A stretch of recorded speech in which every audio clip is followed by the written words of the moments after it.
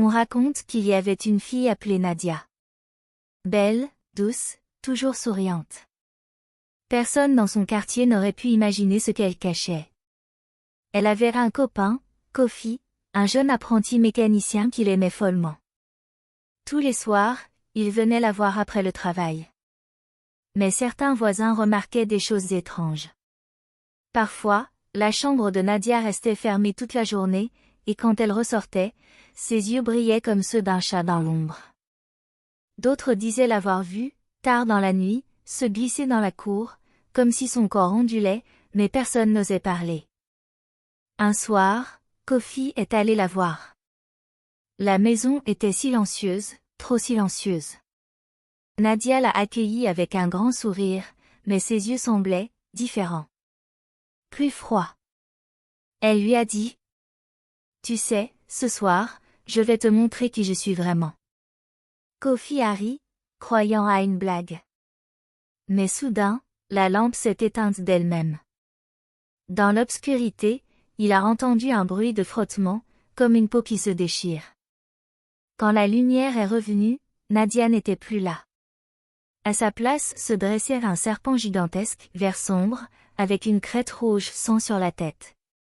Le serpent le regardait avec les mêmes yeux que Nadia. Lentement, il s'est approché.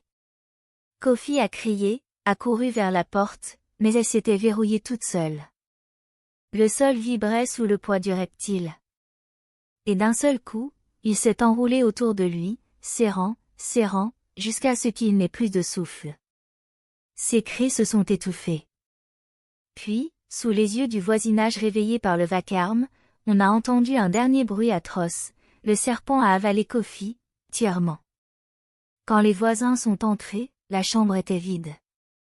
Pas de serpent, pas de Kofi. Seulement Nadia, assise sur son lit, un petit sourire aux lèvres, et son ventre anormalement gonflé. Le quartier sombra dans la peur. Mais une personne refusa de se taire, Aïssatou, la sœur de Kofi.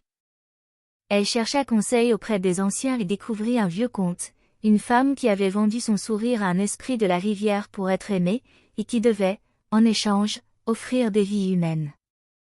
On disait qu'un miroir d'argent et une aiguille de fer pouvaient dévoiler sa vraie nature.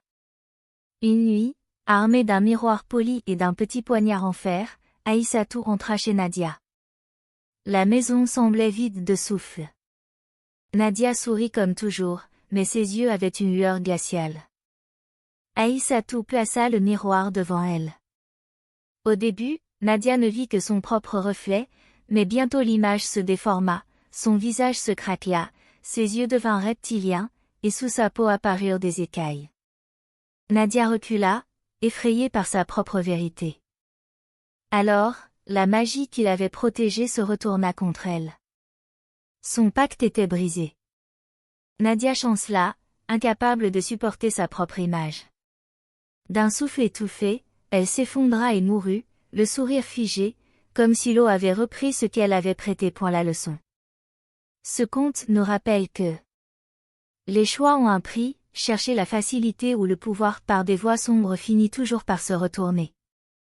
Le silence nourrit le mal, si les voisins avaient parlé plus tôt, peut-être que Kofi aurait survécu. La vérité libère, c'est en regardant sa vraie face que Nadia a été détruite. La cupidité détruit, vouloir plus que ce que la vie offre naturellement mène souvent à la perte. Depuis ce jour, les anciens disent, méfie-toi des sourires trop parfaits. Derrière, il peut y avoir un serpent.